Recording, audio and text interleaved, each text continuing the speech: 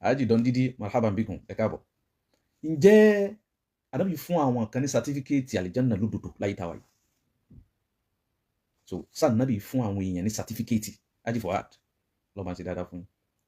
Ǹjẹ́ Ànábì fún àwọn kan ní certificate àlìjánà? Ẹ rí pé yani aidati fi hadhihi al-ayyam mas'alatu àtàní pè mí hadhihi al-mas'ala mas'ala wo ni? Ǹjẹ́ Ànábì fún àwọn èèyàn? So فنسمع يعني كثيرا ما نسمع في هذه الأيام تجريدات عصفورية من بوقات الشيعة والمتشيعين. àwọn kan ni wọ́n gbé ọ̀rọ̀ náà lárugẹ. Ǹjẹ́ lóòótọ́ ni àbí kìí sí òdodo? Àkọ́kọ́ ọ̀nà bíi méjì àbí mẹ́ta ni mo fẹ́ ká lọ. Ó possible ká máa rí nǹkan ṣàlàyé tán lénìí torí mi fẹ́ kó pẹ́ pọ̀ jù tó bá ti di 1 hour ẹ̀dá pẹ̀sẹ̀ méjì sí ta bẹ̀rẹ̀ tó bá kún fẹ́ kó di 1 hour gan tó bá fi jù bẹ́ẹ̀ ẹ jẹ́ ká mọ̀ Haji Kọ́láwọlé Ọlọ́run bá wà pẹ̀lú yín, àfáwà Abdulhakeem Isa Jibril Ọlọ́run bá wà pẹ̀lú yín, àfáwà Alaba Sulaiman Ọlọ́run bá wà pẹ̀lú yín. Tó bá ti di 1 hour ẹ̀dá kan ẹ jẹ́ kí n mọ̀ ìfẹ́ kó di 1 hour lọ. So ìta bá rí ṣàlàyé ń bẹ, ìta bá rí ṣàlàyé pàápàá jùlọ àwọn ashubuhat so èyí tí wọ́n lọ kó wá so tí ń dà nǹkan rú mọ́ wọn lójú bóyá nínú Al-Qur'ani bóyá nínú hadith. So inshallah ta'ala nubayyinuhu linnas so káwọn yóò lè máa mawqifu salafina as-salih min hadhihi al-mas'ala bidhat. Kí ni ipò làwọn position tí àwọn àfáà wa dúró lé lérí, àwọn àfáà wa, àwọn sálàfù wa, àwọn ẹni ìsáájú nínú mọ̀ látòrí àwọn àgbàlagbà mẹ́rẹ̀ẹ̀rin al-a'immatil arba'a summa alladhina yalunahum fil fadli wal ilm summa alladhina yalunahum ila yawmi an-nas hadha ma mawqifu ulama'ina al-ajilla' qubalata hadhihi al-mas'ala. Mas'ala yìí torí pé àti ra àwọn kan ti jáde nísìn so yani wọ́n bẹ̀rẹ̀ sí ní jáde yarfuduna hadhihi al-mas'ala so rọ́fúdà ṣíà torí pé àwọn tá a mọ̀ àwọn làwọn ṣíà tí wọ́n ń tako mas'ala yìí ṣùgbọ́n àtàwọn náà torí àwọn ṣíà tí wọ́n wà ń ta àtàwọn táwọn náà ń lọ gbọ́ ọ̀rọ̀ wọn gbogbo ẹ̀yin àlùmọ̀ tẹ́ ń gbọ́rọ̀ wa yìí àkíyèsí mi ni pé anything tẹ́ bá ti gbọ́ pé ẹni ṣíà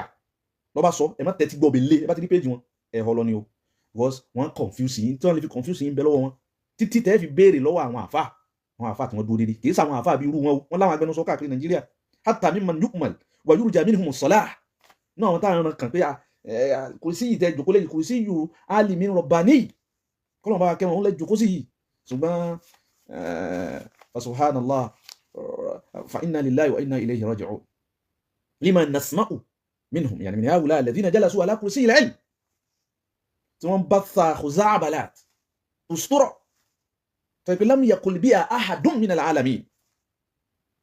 kò sí àfà kan alimun rabbani sunniyun am sufi láti gbà tá ti mọ àwọn àfà gidi en sunna ni o en sufi ni o en kini kan kò sẹ́ni kankan ó gbogbo àwọn wíkú yìí ó dá jẹ́ ń bẹ̀rẹ̀ báyìí kí ni àkídà àwọn àfà wa àwọn asha'ira wal maturidiyya hunalika farqun kabir wa bawnun shasi' bayna al-asha'ira al-qadimi wal asha'ira al-hadithi al-asha'ira al-qadimi àwọn náà lórí manhaji Abu Hasan al-Ash'ari èyí tí ń bọ̀ kó tó di pé òun náà wá hawala manhaju rẹ̀ àbí kí n sọ kọ̀ hawala rẹ̀ ó ṣe indimam ma al-firqati an-najiyati insha Allah firqati ahli sunnati wal jama'a àwọn tán wà lórí manhaji qadimi wọn so ta mọ̀ wọ́n sí àwọn al-asha'ira táwọn náà fi ń proud pé asha'ira làwọn o àti maturidiyya àkídà wọn wọ́n kójọ sínú àkídà tọ̀hàwíyà kí ni tákídà tí wọ́n gẹ́gẹ́ àkídà tí wọ́n gẹ́gẹ́ yìí kí ni tí ń wí nípa certificate sán fún ànábì fún àwọn èèyàn certificate àbí ò fún wa kí ni tákídà tí wọ́n gẹ́gẹ́ tí ń wí níbẹ̀ tàbá lè gbọ́ láti ẹnu wọn mo rò pé yóò dáa àfáà wa àtọ̀hàwí àbí kí n má ti lọ ọ̀dọ̀ àfáà wa gan kí n lọ sọ́dọ̀ alukurani lálákọ̀ọ́kọ́ alukurani so òun náà bí ká kọ́kọ́ lọ kí ni alukurani sọ nípa aljanna anabi ò lè dẹ́ni kankan fún ní ìwé aljanna tá anabi ò bá sọ alukurani ò bá sọ anabi ò lè dẹ́ni kankan fún ṣùgbọ́n ọ̀dà ẹ jẹ́ kí n gbé báyìí náà alimamu Tahawi akídà tán láwọn wà lórí ẹ̀ gbogbo àwọn tí wọ́n ń takò Nàìjíríà yìí tán láwọn ọgbà yìí wọ́n ní nígbà tán láwọn ọgbà kọ̀wẹ́kẹ́ béèbù ẹnìkan béèbù kọ̀wẹ́kẹ́ sàrífín ẹnìkan kan sàrífín ṣùgbọ́n tí correction tó bá ṣe fún yìí ǹjẹ́ gbà bẹ́ẹ̀ bá gbà òun la kó wá fún yìí Ọlọ́run jẹ́ ẹ lè gbà. Al-Imam Tahawi yaqulu fi aqidati yani fi kitabihi nígbà tó fẹ́ sọ̀rọ̀ nípa àwọn al-asharatu al-mubashsharuna bil janna. ẹ má gbọ́ káwọn náà lè gbé tíra wọn jáde kí wọ́n ká fún yín. àáfàá wa al-Imam Tahawi tán láwọn wà lórí àkídà rẹ̀ ó ní wa anna al-asharata àwọn mẹ́wàá wà anna àti pé dájúdájú pé nínú tí mùmìnì gidi tí ọ̀bọ̀ Ọlọ́run lé tó gbọ́dọ̀ dà sọ́dì ọkàn tó gbọ́dọ̀ nígbàgbọ́ sí ó ní pé anna al-asharata àwọn mẹ́wàá alladhin àwọn tí samahum rasulu sallallahu alayhi wa sallam tí ànábì dákọ̀ wọn samahum ó dákọ̀ wọn wa basharahum bil janna ó sì fún wọn ní certificate aljanna basharahum ó fún wọn ní ẹlòmíràn pé wọn akọ ìwé bí certificate sí ní rárá ẹnu lànàbì fi wí bishara ni wọ́n ń pè ìfúnni ní ròdùn kó máa aljanna ní ọlátọ̀dọ̀ Ọlọ́run tọ́lọ́ ní kànábì wí wa anna la asharata àti pé dájúdájú àwọn mẹ́wàá tani wí lórí àga ilé kéwu wọn náà wọ́n ti jòkó tí wọ́n ti ń sọ pé àkídà tó tọ̀hàwíyà wal maturidiyya àwọn méjèèjì ní àkídà àtàwọn àwọn lálùsùn náà òkè àwọn tí wọ́n wá wíhun ọ̀rọ̀ tí wọ́n sọ mú tíra àwọn lélẹ̀ wa anna la asharata àwọn àfà al-Imam Tahawi tí àwọn àfà yìí àtàwọn ọmọ kéwu wọn tí wọ́n wà lórí ẹ̀ wọ́n ní àwọn mẹ́wàá yìí débi Kùránì inshallah barista ní débẹ̀ ẹ jẹ́ kí n fi eléyìí prepare kí n fi what is it called kí n fi prepare mind wọn. So anna al-asharata alladhina samahum tá nàbì dákọ̀ wọn samahum rasulullah ó ń ṣe Ọlọ́run dákọ̀ wọn tíntín ká yìí ń bẹ nínú al-aqidatu at-tahawiyya al-aqidatu at-tahawiyya ẹni kí wọ́n gbé jáde ń bẹ lórí ẹni wẹ̀tẹ́ bá rí download soft copy rẹ̀ wá kí ni wọ́n wí. àwọn mẹ́wàá wáyìí tá nàbì dákọ̀ wọn wa basharahum bil janna tó sì fún wọn ní ròdùnú pẹ̀lú pọ́mọ àlìjánà ni wọ́n fún wọn certificate àlìjánà. ẹ máa gbọ́ kí láàṣẹ pẹ̀lú wọn ó ní nashhadu lahum bil janna àwọn ni wọ́n jẹ́rìí pọ́mọ àlìjánà ni wọ́n. tẹ́mi ni wí èmi kọ́ ta ni wí àfàwọ̀ àgbà Imam Tahawi alladhi yaz'umun annahum ala aqidatihi tí wọ́n bá ti wá gbẹ́lẹ̀ yìí a jẹ́ pé kìí sa àkídà wọ́n já máa àkídà àwọn táwọn bá wà lórí ẹ̀ torí pé tí wọ́n bá fi lè gbà á jẹ́ pé ìdí àátì ni wọ́n ń ṣe laysu haqqan ala manhajihi. Na'am wọ́n ní nashhadu lahum bil janna àwọn fún ara wa àgbà jẹ́rìí pé ọmọ àlìjánà ni wọ́n ala ma shahida lahum rasulullahi sallallahu alayhi wa sallam bá nàbí ṣe fún wọn ní ròdùnú tó fún wọn certificate bá nàbí ṣe pé òun agbọ́dọ̀ bàbẹ́ wa qawluhu al-haqq ọ̀rọ̀ tá nàbí bá sì sọ òdodo ni wahum afáwà fẹ́ wọn kà wọ́n kó sí ànábì dákọ̀ wọn Abubakar radiyallahu ta'ala anhu táwọn ẹlẹ́nu gbọ̀ngbọ̀n ń ṣèpèlé Abubakar wọn lòun fẹ́ pa ànábì lẹ́nu wọn lọ́hùn wa Umar sayyiduna Umar ẹlẹ́gẹ̀ẹ́jì nu wa Uthmanu sayyiduna Uthman wa Aliyun radiyallahu ta'ala anhu wa anil jami' alifa kẹrin wa Talha sahaba gbangban ni Talha wa Zubair sahaba gbangban ni Zubair ibn al-Awwam wa Sa'dun odi márùn wa Sa'idun wa Abdurrahman ibn Auf wa Abu Ubaidah ibn al-Jarrah wa huwa aminu hadhihi al-umma radiyallahu anhum ajma'in. So àkídà Tahawiyya tán láwọn wà lórí ẹni so mo kàn fi yún pilẹ̀ ni pé tó bá jẹ́ pé lóòótọ́ ẹ bá lè wà lórí àkídà Ahlus-Sunnah wal Jamā'ah tí wọ́n wí ni ẹ bá lè wà lórí Maturidiyya wa Asha'ira tí wọ́n wí ni gbogbo wọn ni wọ́n gbà pé ànábì fún àwọn mẹ́wẹ̀ẹ̀wá yìí ní certificate àlìjánà. Náà èyí tó wá ju ti al-Imam Tahawi lọ wọn al-Qur'an ìjábá sínú al-Qur'an ìjọ lóhun náà fáwọn èèyàn certificate nínú àlìjánà àbí òfin wọn. Suratul Baqarah ayah 25 Quran 2 verse 25 kó wá yín náà sí kọlọ wọlé ọlọ́ni bismillahir rahmanir rahim ọlọ́ni wa bashir anábì fún ní ròódùnú àwọn wo alladhina amanu àwọn tí wọ́n nígbàgbọ́ sí ànábì ta ló nígbàgbọ́ tó àwọn mẹ́wẹ̀ wáyé ní gbogbo àwọn sàhábà ànábì sallallahu alaihi wasallam àbí wọ́n yé ṣe mùmínì ni àwọn tí wọ́n jòkó ní àbáwọn ṣíyà àwọn ṣíyà lẹ́nu wọ́n yé ṣe mùmínì lọ́dọ̀ táwọn torí pé ẹ̀sìn mi lẹ̀sìn ṣíyà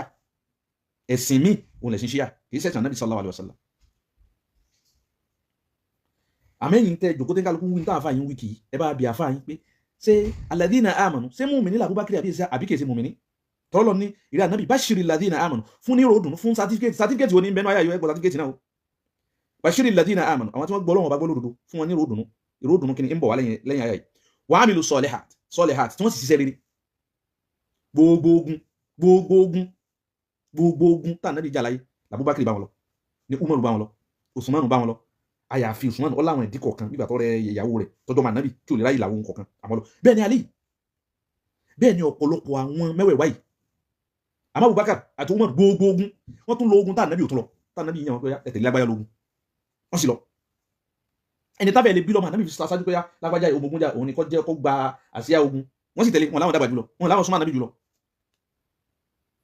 gbogbo àwẹ̀ ní Sayyiduna Umaru wọ́n Sayyiduna Abubakar ní wọ́n bá àti gbogbo wọn àmọ́ ìwáyé gbogbo àwẹ̀ kò sí kan tó takhallafa an Ramadan kò wá gba Ramadan kan kò sí. bẹ́ẹ̀ ni zaka hatta tí Abubakar yọ ìdá sáwọn ẹ̀ ní jẹ́ zaka mọ́ta ànábì kú láyé kò sí tọ́jọ́ amanu wọ́n gba ànábì gbọ́ wa amilu solihat wọ́n sì gbọ́ àwọn sẹ́wẹ̀rẹ̀ Ọlọ́run fún wọn ní ròdùn irú kíni ẹ máa gbọ́ anna lahum jannatin àti prepare àlìjánà fún wọn ọmọ àlìjánà ni wọn kí ló lè mẹ́. Quran 2 verse 25 yíò lè má tún tó ọ torí pé ṣé mùmìnì gan ní kò yé wa mùmìnì ní ayan tọ́rọ ẹ̀dùkọ́ ẹ̀mọ̀ lọ kátírà àwọn orientalist tí wọ́n fẹ́ jáde pọ́nù Islam ẹ jáde kẹ́ níjọ tí ẹsẹ̀ ìlànà ibi tẹ́ bá wà liyakuna an-nasu ala basiratin min amrikum. ẹ̀tún wò mí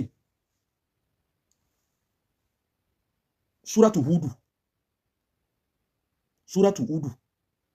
verse 23 ẹ̀tún lọ sí Suratu Hud verse 23 ẹ máa kọ́lẹ̀ Ọlọ́run ní innal ladhina amanu Ọlọ́run ní dájúdájú àwọn tí wọ́n gbà Ọlọ́run bá gbọ́ lódodo wa amilu solihat tí wọ́n ṣiṣẹ́ rí ìtọ́ dá gbogbo mi lójú ni pé kò sẹ́nì kankan tó ní ìmánì tó gbogbo àwọn sàhábà wọn pàápàá jùlọ shaykha hadhihi al-umma Abubakar àti Umar tánàbí ní la wudi'a ìmánu Abubakar fi kífà tán bá gbé ìmánu ìnígbàgbọ́ Abubakar bó ṣe tó fi kífà tí wọ́n bá gbé sórí òṣùwọ̀n tí wọ́n fẹ́ wọ̀n wọ́n wá gbé ìmánu gbogbo èèyàn yòókù sẹ́gbẹ̀ẹ́ kan Ànábì ní ìmánu Abubakar la raja alayhi lọ tẹ̀tí wọn rí Ọlọ́run ní innal ladhina amanu àwọn tí wọ́n gbọ́ Ọlọ́run gbọ́ lódodo wa amilu solihat tí wọ́n wá ṣiṣẹ́ rere tá ń ṣiṣẹ́ tó Abubakar ṣiṣẹ́ rere tó ta ló nígbàgbọ́ tó àti gbogbo àwọn ẹ̀wà yìí wa akhbatu ila rabbihim tí wọ́n tẹ̀lé bá fọ́lọ́ ọba wọn Ọlọ́run ní ulaika ashabul janna àwọn ọmọ àlìjánà nàbí kí ló lè mẹ́ méjì tó lè mọ́ tó jẹ́ tó fún ọláyà mi Suratul Hajj lọ́wọ́ verse 14 Ọlọ́run inna Allaha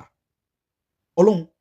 yudkhilu alladhina amanu yóò fi sínú àwọn tí wọ́n gbàgbọ́ wa amilu solihat tí wọ́n sì ṣiṣẹ́ rere yóò fi wọ́n sínú jannatin ní àlìjánà alladhina amanu mùmìnì làwọn mẹ́wàá àbí wọ́n ṣe mùmìnì amilu solihat ǹjẹ́ wọ́n ṣiṣẹ́ rere àbí wọ́n ṣiṣẹ́ rere ìyẹn lè má tuntun ní ọkọ̀ láyà mi Suratu Sajida aya 19 verse 19 Ọlọ́run ní amma alladhina amanu ẹ̀rí ẹ̀tẹ́ tí ẹgbẹ́ o ẹ̀rọ àwọn tí wọ́n gbà Ọlọ́run ọba gbọ́dọ̀ dúró wa amilu solihat tí wọ́n sì ṣiṣẹ́ rere lahum jannatul ma'wa á fi wọ́n sínú àlìjánà ó di mélòó máa kà á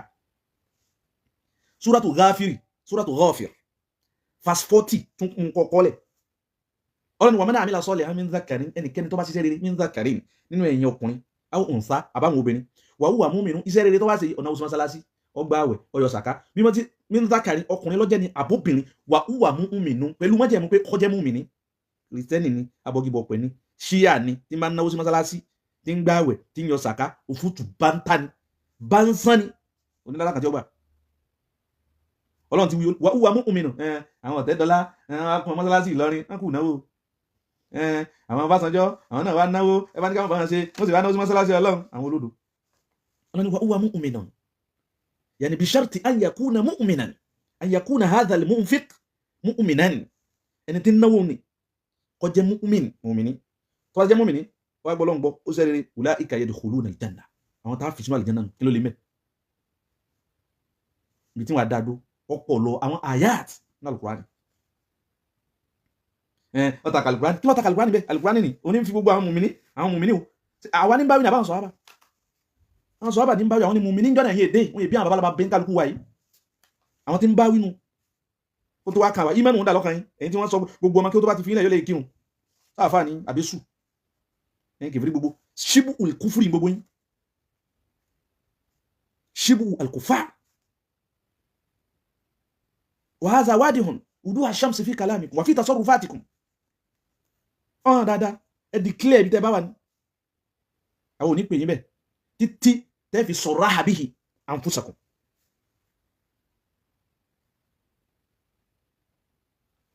Olúwa ní Suratu Tawbah aya 72 bí tí ń dàdó tí ń fi wá bọ́ síbi òmìnì Ọlọ́run wa'ada Allahu al-mu'minin àwọn Ọlọ́run wà àdá àti sàdéhùn kí làdéhùn tó ń fún yàn ròdùnú kí wọ́n fún yàn certificate al-mu'minin àwọn mùmìnì àsàdéhùn fún wọn wal-mu'minat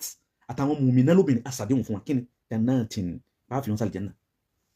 kí ni tó lé mẹ́ kí ni tó lé mẹ́ sáwọn mẹ́wẹ̀ẹ́ wáyìí ní dàrú mọ́ yín lójú àwọn mẹ́wẹ̀ẹ́ wáyìí nínú àwọn àdísì míì mutafarriqa Ọlọ́run ti fún wọn láti ròdùnú ó ti fún wọn ròdùnú ní káwọn yín fún Al-Qur'ani káàbọ̀ sínú àdísì torí ò ní pẹ́ bó ṣe wọlé mọ́ náà hadith eléyìí tí mo fẹ́ kà fún yìí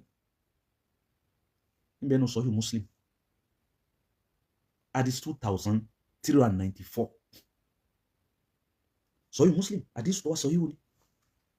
ẹnìkankan ọ̀tá kọ̀wẹ́ ẹnìkankan lé músí gbogbo alágbà gbogbo àfà lọ́gbà pé Sahih ni ìtún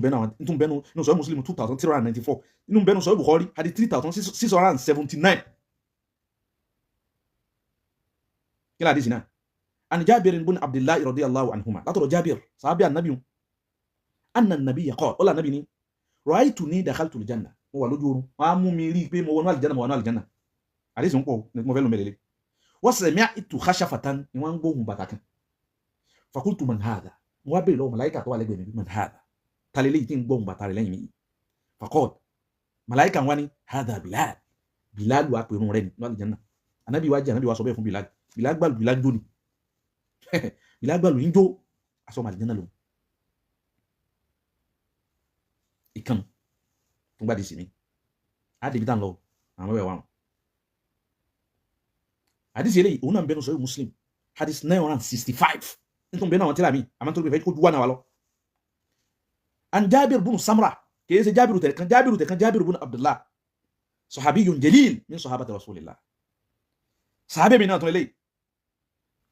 Jabiru ló kọ́ tiẹ̀ náà bàbá tiẹ̀ bùnú Samra ní jẹ́ Abdulhamid káàbọ̀ wọn mi láti kánú kọ́ọ̀l ó ní ọlá nàbí ní kam min idhikin mu'allakin aw mudalla ó ní kam min idhikin ọpọlọ jantirẹ rẹ idhikin igi làbídùn igi fúrútù mu'allakin aw mudalla tó jẹ́ tuntun fìlìjánà tí ń bẹ tọ́lọ́run ti gbé kalẹ̀ alẹ́ jẹ́nà líbùnù dáadáa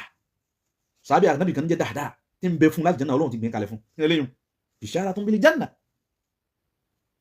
sàtífíkẹ́ tọ́lọ́ ànábì fóun náà tọ́lọ́run fún láti ẹnu ànábì Ọlọ́run sì ti kọ́kọ́ fún gbogbo wọn nínú Al-Qur'ani already ìkàntúnù tún wá gbọ́ mi hadisi eléyìí Ibn Abbas lọ́gbà wa Abdullah ibn Abbas radiyallahu anhum hadith tó fẹsẹ̀ rìn lẹ́nu ó ní khatta rasulu sallallahu alayhi wa sallam fil ardi arba'ata khututin anabi kọlà mẹ́rin yọkan wọn sábà lè wà kọlà mẹ́rin báyìí anabi ni atadruna ma hadha jẹ́ ma nǹkan tí mo kọ́ yìí wọ́n ni Allah wa rasuluhu alam ọlọ́run àtúnjíṣẹ́ rẹ̀ lọ́mọ àmọ́ tó gbàlérò pẹ̀lú ẹ anabi ni afdalu nisa ó ní fẹ́ sàlàyé fún yín ni afdalu nisa ahli aljanna àwọn obìnrin tí wọ́n lọ́lá jù nínú aljanna gbọ́n obìnrin tó wà aljanna àwọn tó wà lọ́lá jù nínú wọn nabi ni Khadijatu bintu Khuwailid ìyàwó mi alákọ̀ọ́kọ́ nù wa Fatimatu bintu Muhammadin Fatima ọmọ nabi odi méjì wa Asiyatu bintu Muzahim imratu Fir'aun àti Asiya tó bàbá tiẹ̀ oní Musahim pàǹpẹ́ níyàwó Fir'aun náà wa Maryama ibnata Imran àti yá nabi Isa alayhi salatu wassalam alayhinna salatu wassalam kí ni tó lé mẹ́ hadisi mi tún ni kí n kú omi tàlá hadisi náà tẹ́lẹ̀ ẹ̀kọ̀ kan dé yìí an Burayda بن الحصيب الأسلمي أن النبي قال ولا النبي ني دخلت الجنة هو الجنة جوكا مو والجنة أمو مليك مو والجنة فاستقبلتني جارية شابا وما أرابني كما قديم ودوما بينك فقلت لمن أنت مو بيلي لمن أنت تلوقوتي قالت أني أنا لزيد بن حارثة كنا صحابة النبي نجيبه أني ياو تولون بريبير كالي فون زيد بن حارثة النبي جيتاي النبي سي سالاي فون asiti ma pé gbogbo aláàmú sí Ọlọ́run kúlù mọ́ ràáhù mọ̀nàmọ́n wáhàyàn gbogbo táwọn ànábì bá rí lójú gbogbo tí wọ́n bá rí lójú ràn wáhàyù ni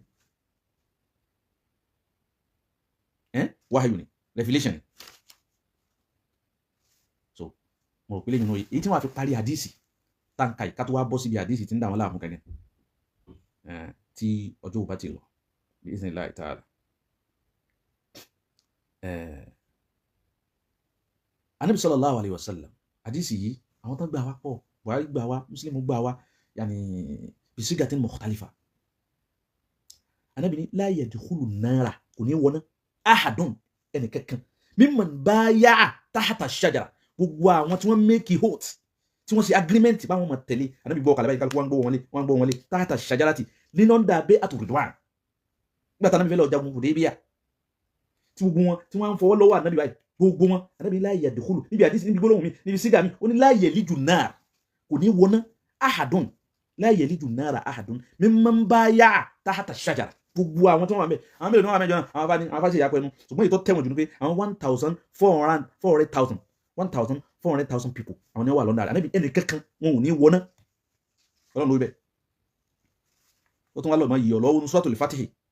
iná bàtà alákàbàtà mubina, ọlọ́run ní laqad radiyallahu, òun ọlọ́run ti yọ́nú parí sí anil ladhina yubayi'unaka tahta shajara, gbogbo àwọn tí wọ́n ní agreement pẹ̀lú rẹ̀ Ànábì lọ́ndà agi wọn ni laqad radiyallahu anhum, òun ti yọ́nú sí wọn. wọ́n máa lọ yọ́nú sí wọn kí ni tó máa rẹ̀. ọlọ́run ní fa'alima ma fi qulubihim, tó ń ti pé òun máa ń tẹ́ ń bẹ́nu ọkàn wọn, òun ti tàdé wọn àlìjánnà fún òun yọ́nú sí wọn. kí ló tó kù nínú àwọn àhàdísì wọn? èyí tí wọ́n fi parí àdísì yìí ó wà nínú Sahih Bukhari. Abi Musa al-Ash'ari òun ló gba àdísì yìí wá nínú Sahih Bukhari hadith 3674 òun làdísì mo fẹ́ kà fún yín, mo fẹ́ kẹ́ mú àdísì yìí lọ dáadáa. nínú Muslim 2403 òun làdísì náà gùn ṣùgbọ́n mo fẹ́ lu ẹnu níwọ̀n bẹ́ẹ̀. àná Abi Musa al-Ash'ari radiyallahu anhu ọlọ́run kọ́ yọ́nú sí sahaba nabi anna nabiyya sallallahu alayhi wa sallam ó ní níjọ́ kan ó ń ṣe ọlọ́run dakhala ha'itan, Ànábì wọnú ọgbà kan ní ọgbà oko kan ó ní oríṣiríṣi ìwé Ànábì sì láwọn ọgbà oríṣiríṣi. Ànábì wá wọnú ọgbà tí tó kó wà, ẹ̀fọ́ wà ń bẹ́ẹ̀, ewédú wà ń bẹ́ẹ̀, làbídùn wà ń bẹ́ẹ̀, gbogbo àwọn fúrúùtù oríṣiríṣi. dakhala ha'itan, Ànábì ó wọnú ẹ̀. wa amarani bi hifzi babil ha'iti, Ànábì wá ní dúró lẹ́nu ọ̀nà. Ànábì wọnú ẹ̀ amarani wọn àtànábì náà jọ débẹ̀, Ànábì wá ní kóhùn dúró lójú ọ̀nà entrance inú ọgbà yẹn, inú garden yẹn. Faja arojulun, arákùnrin kan wá yasta'dhin, ń gbà yọ̀ǹda sa Ànábì wà ńbẹ̀, Ọlọ́run Ànábì wà ńbẹ̀, bá ń sọ fún Ànábì pé èmi lágbájá mo wà ńbí. Faqala, Ànábì wá ní idhan lahu, arákùnrin náà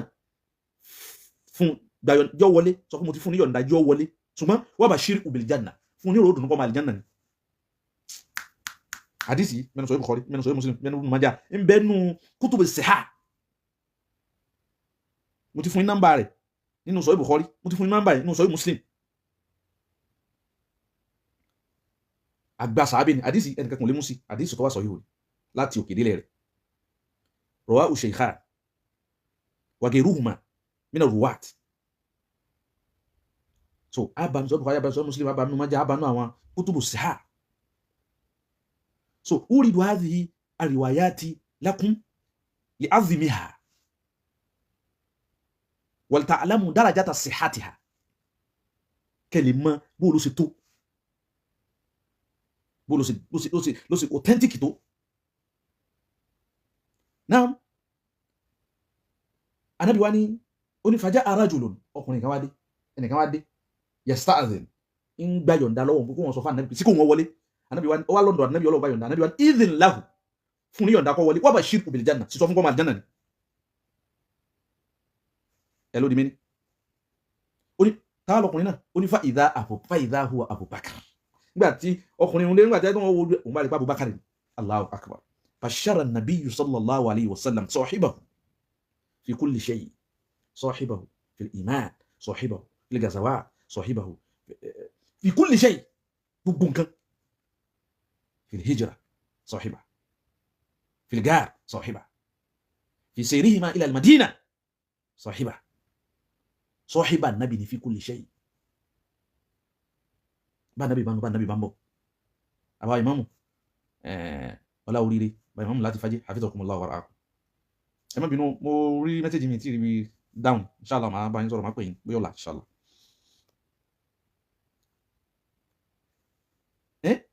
fa idha huwa Abubakar, nígbà tó ṣe ló di pé ìgbà tó lọ́wọ́ Abubakar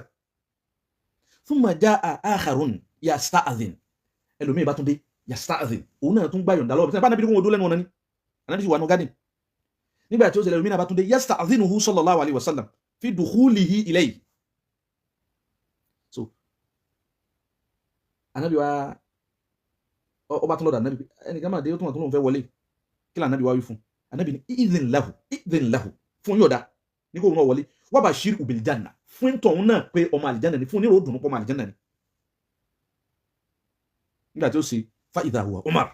radiyallahu ta'ala anhu lọ́ba di Umar táwọn ṣíyà àwọn tí wọ́n ń ṣépèlé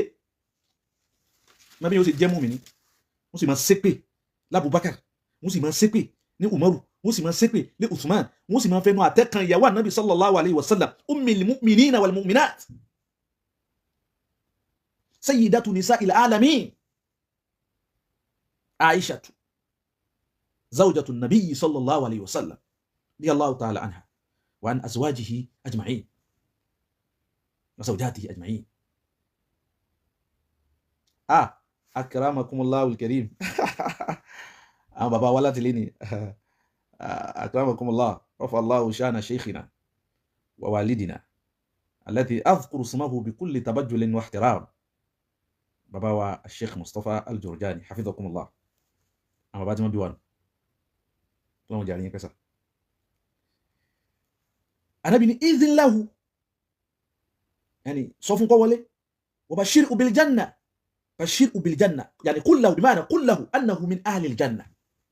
aw anna Allah subhanahu wa ta'ala awha ilayhi an ubashirahu bil janna fabasharahu rasul sallallahu alayhi wa sallam fa idha huwa yani idha al fujahiyya fa idha huwa Umar nígbà tí ó yẹ ló bá di pé àṣẹ Umaru ni. thumma jaa akharu ẹlòmíì bá tún wọlé yasta'dhin tóun náà tún gbà yọ̀ǹda fasakata hunay'atan nabi wa dákẹ́ díẹ̀ thumma qala anabi tún wá sọ fún pé idhan lahu sọ fún náà kó wọlé wa bashirhu bil janna fún náà ro dùnú pọ́lọ́n lọ́mọ àlìjánà ni ṣùgbọ́n òun ala balwa satusibuhu pẹ̀lú àdánwò kan tí ó kan nígbà tí ìbásítì ọba sí mi ànábì wọn láyé ṣùgbọ́n ọmọ àlìjánà lòun náà. Eléyìí náà àwọn táwọn ṣíyà ń ṣépè lẹ́nu tẹ́yìn náà lọ kọ́mẹ́ǹtì ló ń dà wọn. wọ́n ń sàdá fún yín lọ́njẹ́ ara bàbá wa pẹ́ lọ́njẹ́ ara ṣe kìnnìkan wọ́n ń lò lẹ́gọ̀ọ́ fún yín orí kìnnìkan tí ń ṣe jóni tó ní ìyàwó Ummu Salama àwọn náà ló takíyánu la ilaha illallah. iftaraw ala ummahatil mu'minin yaftaruna alayhim bil kadhibi waz zur tusaddiqunahum antum ayna uqulukum. wọ́n yín wà. يفترون على أصحاب رسول الله الكذبة وأمهاتنا أزواجه صلى الله عليه وسلم أو زوجاته يفترون عليهن الكذبة وتصدقونه أنتم تصدقونه.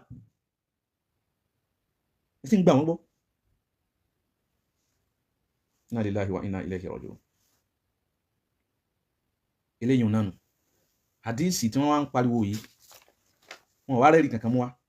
kí wọ́n lọ tọpa àdísì náà kí wọ́n wo sánàdù rẹ̀ tí sọ̀híhù ní àbí èsì sọ̀híhù fákọ̀tí tó kàn wọ́n ni pé kọ̀bá làákà yìí tó lè fi àwọn tó ti mọ̀ pé àwọn tí màsúmù náà ni wọ́n ni tó fi wá fún wọn ní Haji Usman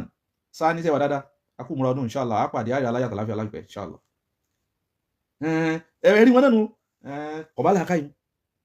náà mo fi bí ńlá kọ̀bá làákà yìí pàdánù bí fáwọn kan ní sàtífíkẹ́tì àlìjẹ́nà tí wọ́n ti kú tọ́bàlà káyọ̀ pọ́lọ́n sọ pé gbogbo àwọn tó bá gbàgbọ́ tí wọ́n sì ṣiṣẹ́ rẹ̀ bashirun bil janna fún wọn ànábì fún wọn ní ròdùnú pẹ̀lú pé wọ́n wà lìjánà ànábì sì fún wọn ní ròdùnú ẹ bá tún ní rọ́lọ́pàá ànábì ń pa kí ni tó tako ara wọn níbi tí alukurani wí àti ń tà ànábì ń sàlàyé fáwọn èèyàn. àyà náà ọlọ́ni anzalna alayka dhikra àwọn ọlọ́run anzalna alayka dhikra àwọn à ń sàlùkurani yìí kalẹ̀ fún ẹ kí ni o litubayyina linnas kọ́ ọ máa sàlàyé fún wọn ma unzila alayhim aw ma unzila alayhim ìta sọ̀kalẹ̀ fún wọn. Ànábì wọn ṣàlàyé rẹ̀ fabada yubashiru bitilka albisharati allati unitat bi unqihi sallallahu alayhi wa sallam. wọ́n gbé kànábì lọ́rùn ní an yuballigha tilka albisharat fama iqtasara nabiyyuna sallallahu alayhi wa sallam fi tablighi da'watin min da'awatihi sallallahu alayhi wa sallam. Ànábì lam yaktasir wa lam yuqassir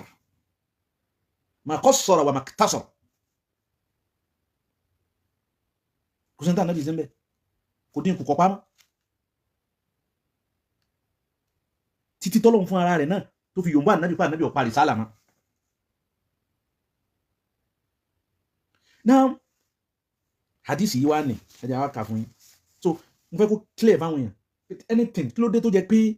ẹ̀yin ò fẹ́ yàtọ̀ sáwọn tọ́lọ́run sọ nú Al-Qur'ani, àwọn olólọ́run sọ nú Al-Qur'ani. Ọlọ́run fa amal ladhina amanu, ẹ̀rọ àwọn tí wọ́n gbàgbọ́, tí wọ́n ní gbàgbọ́ òdodo. Ó ní wa amal ladhina fi qulubihim zaygun, àwọn tí ìmánì wọn ìgbàgbọ́ wọn ò tí ì dúró déédéé, ẹ̀ létí pé wọ́n mùmínì torí òṣèkù ṣẹyẹ ni wọ́n, eku ni wọ́n, ẹyẹ náà tún ni wọ́n. Nínú ọ̀rọ̀ wọn ọ̀rọ̀ kèfèrí, nínú iṣẹ́ wọn iṣẹ́ mùsùlùmí, mo lè fẹ́ pín wọn mọ́. Ọ̀rọ̀ ẹnu ni ọ̀rọ̀ kèfèrí ni, ṣùgbọ́n bá dijọ́ yídì àtijọ́ kí yídì náà ni, àtijọ́ kí alazari náà ni, ṣùgbọ́n ọ̀rọ̀ àwọn orientalist ní jáde lẹ́nu wọn yìí. Ìfírikọ̀ wo láàsì wọn mọ́ lọ́lọ́run fi ní fa'amal ladhina fi qulubihim zaygun, àwọn tí zaygun márọ̀dù tí ń bẹ lọ́kàn wọn nípa ìsìlámù yìí, fayattabi'una ma tashabaha minhu, àwọn tó bá rújú níwọ̀nba tashabaha tó rújú máwọn lójú ni o,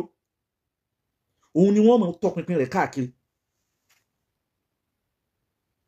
Ọlọ́run ní kí ni wọ́n torí ẹ̀ sí ibtigha al-fitna, kí wọ́n lè mọ̀ fi dá wa lálẹ̀ lọ́dọọdún. Ibtigha al-fitna, kí wọ́n lè mọ̀ fi dá wàhálà alẹ́, wàhálà ni wọ́n kàn fẹ́ fi máa dálẹ̀. Ọlọ́run tó wá dákẹ́.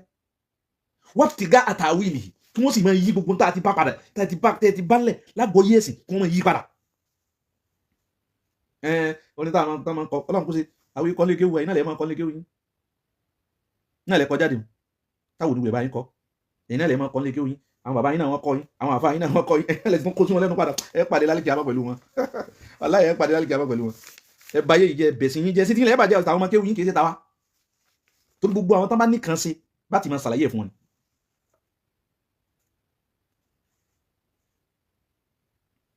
Kí n tó kàdí sí Ibn Qudama al-Hanbali, kan náà àwọn àgbàfà. Ó ní nashihadu lil asharati bil janna, àwọn mẹ́wàá wátà níbi ìdákan nashihadu lahum, àwọn náà jẹ́rìí pé a jẹ́rìí pẹ̀lú agbúdọ̀ mú ní gbúdọ̀ jẹ́rìí gbúdọ̀ wà ní ọkàn rẹ̀ bil janna, kọ́ máa janna ni wọ́n kama shahida lahum nabiyyu sallallahu alaihi wasallam, bá nàbí ti fún wọn certificate rẹ̀ yẹn gbúdọ̀ gbàgbọ́. Kullu man shahida lahu an-nabiyyu bil janna shahidna lahu bil janna, gbogbo àwọn tó bá dọ́dọ̀ wá pa nàbí sọ kọ́ máa janna ni wọ́n shahidna lahu bil janna, àwọn àgbàgbọ́ kọ́ máa janna. Àmín. Ajá fata. Ẹ wá gbọ́ hadisi.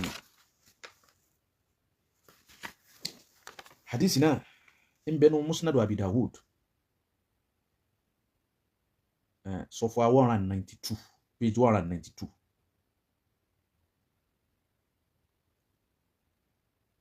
Mujalladi volume 1, hadith 233. Muliku Sulaiman, marhaban bikum. Sharafuddin Ekundayo, bó ní gbogbo Dubai, yóò máa rọrùn inshallah. Ẹ máa gbádìí sí yóò. Haddathana Abu Dawud ló gbádìí sí wa. Qal, ó ní haddathana Shu'ba, ó ní àfáà wa àgbà Shu'ba. Anil Hurr bun Sayyah an-Nakha'i, ó ní ọgbà látọ̀dọ̀ àfáà wa yìí. Ó ní qala sami'tu, ó ní mo gbọ́ fi ti ara mi gbọ́ Abdurrahman bun al-Akhnas. Àfáà wa àgbà Abdurrahman bun al-Akhnas qala, ó ní shahiditu li Mughirata bun Shu'ba, ó ní mo fojú ara mi rí báyìí ni, gẹ́gẹ́ bí wọ́n sọ fún mi shahiditu. Amin ya Abdul Hamid. Shahiditu li Mughirata, mo fojú ara mi rí báyìí ni. Al-Mughirata bun Shu'ba ya khatubu, tí ń ṣe kútùbà lọ́wọ́. Ta ní fún wa lábàárí Abdurrahman bun al-Akhnas. Ó ní shahiditu li Mughirata bun Shu'bata ya khatubu, ń ṣe kútùbà lọ́wọ́ ní Kúfà. Fanala min Aliyin, wọ́n fẹ́nu àbùkù kan Sayyiduna Ali, ń fẹ́nu àbùkù kan radiyallahu ta'ala an Aliyin wa an sibutay Rasulillahi sallallahu alaihi wasallam. Kan ṣe ń bẹ tó yẹ kí n fi kún náà. Ta Nabi ni al-Hasan, ẹ bá ń bi àwọn Shia léèrè. Hadith sọ yìí ni àbí èsì sahih, ẹni Shia tó bá fẹ́ gbẹnu sọ̀rọ̀ yìí. Saluhu an sihhati hadha al-hadith al-marwi an Rasuli sallallahu alaihi wasallam. Sahihu ni lọ́dọ̀ wa. Sahihu sì ni lọ́dọ̀ tí wọ́n náà mẹ́ bá wá bí wọ́n kí wọ́n tó bẹ̀rẹ̀ ọ̀rọ̀. Al-hadith ta fẹ́ kà fún wọn yìí, al-Hasan wal Hussein, Ànábì ní àwọn méjèèjì Hasan àti Hussein, sayyida shababi ahli al-janna. Sayyida, àwọn méjèèjì ni ọ̀gá àwọn ọ̀dọ́mọdékùnrin tí ó wà àlìjẹ́nà àwọn ni wọ́n àwọn lásájú gbogbo àwọn ọ̀dọ́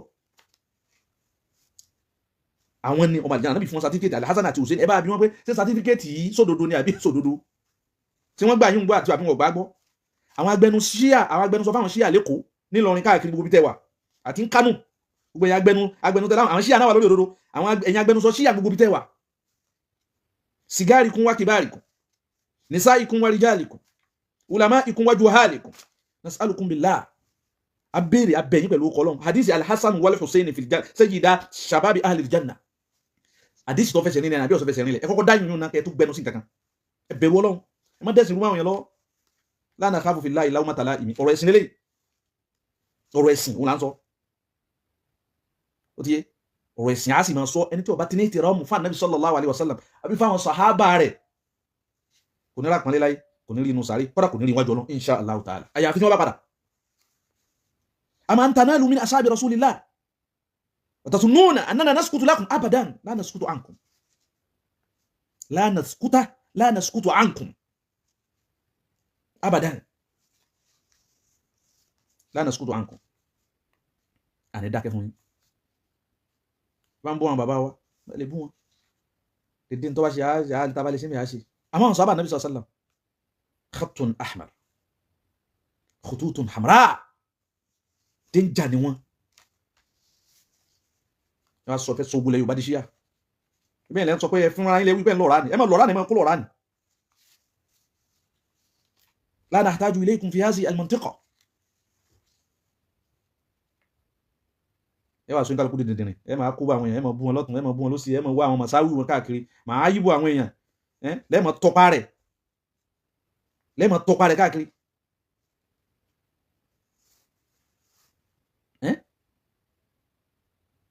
so ìyẹn ò kan wa hammuna fi hadhihi ad-dunya ad-din qabla kulli shay'in ad-din fi kulli shay'in wad-din ba'da kulli shay' اجعلوا هذا في كواجركم abadan hatta namut orí àwọn olódò ọmọ òní ká máa pè é jálẹ̀ fún wọn hatta namuta àwọn olódò dẹ́sìn Ọlọ́run ọba rú ẹ wá rú páwọn yóò dákẹ́ fún yín abadan àdísì náà wá ní Abdurrahman bin al-Akhanasi olóhun fojú ara àwọn orí ni ya khatubu tí àfáà wa àgbáyé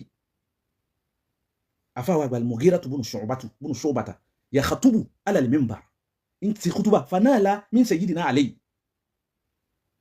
nala min sayyidina Ali wọ́n fẹ́nu àbùkù kan sayyidina Ali faqama Sa'id bunu Zayd ìkànnà àwọn sahabatu Rasulillah táàmà sí Sa'id wá dìde lórí ibi títí minbar náà ni faqala wani ashhad ento ń fẹ́nu àbùkù kan ashhad mo jẹ́rìí ani pé èmi Sa'id ibn Zayd sami'tu Rasulullah sallallahu alayhi wa sallam mo fi ti ara mi gbóhùn jí sí Ọlọ́hun yakul tí ń sọ báyìí pé asharatun fil janna yani asharatu nafarin fil janna àwọn tó ń fẹ́ kàí ọmọ aljanna ni wọ́n so ìgbà tó ti wá ní àwọn mẹ́wẹ̀ẹ́ wáyìí ẹwú gbọ́n tán níbi ti kàlẹ̀ kan fún yín ṣé eléyìí wọ́n ń ṣe náà fún pẹ́lú omi ò ní jọmọ aljanna mọ́ a ní adúgbò àwọn sàhábà nábì sáà mẹ́wàá nìkan náà wà ti Suratul Al-Fatih nǹkan tí àdísù sọ yìí Bukhari wá sọ yìí Muslim táwọn méjèèjì bá yà náà